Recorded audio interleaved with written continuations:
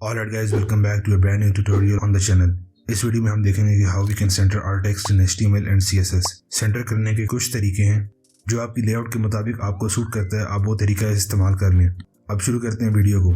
Text align एक CSS property है जो किसी एलिमेंट को सेंटर, लेफ्ट, राइट या जस्टिफाई करती है। जैसे अगर मेरे पास एक पैराग्राफ टैग है, इसके अंदर 4 to 5 वर्ड्स हैं।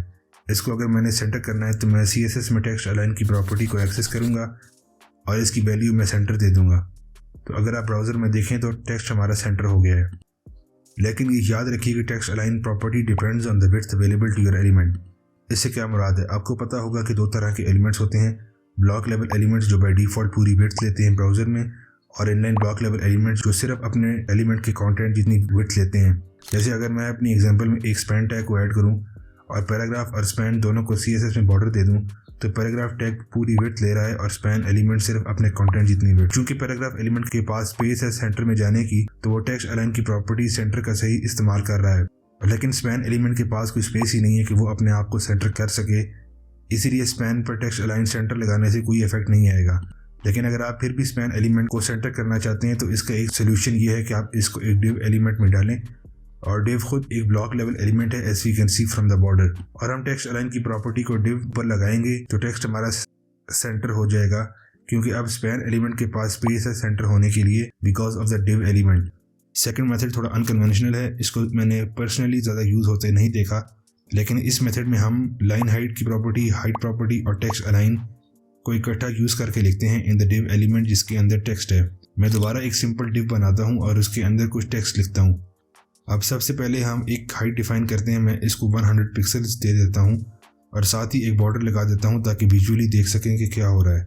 फिर हम लोग लाइन हाइट को डिफाइन करते हैं जो सेम होगी हमारी हाइट के साथ। ये कंटेंट को सेंटर में ले आएगी, लेकिन अगर अभी आप देखें तो ये लेफ्ट मोस्ट साइड पर है। इसको सेंटर में लाने के लिए, क्योंकि हमारे पास स्पेस है पूरे डिव एलिमेंट में, टेक्स्ट अलाइन सेंटर यूज़ कर सकते हैं इधर, और अब हमारा टेक्स्ट सेंटर में आ गया है।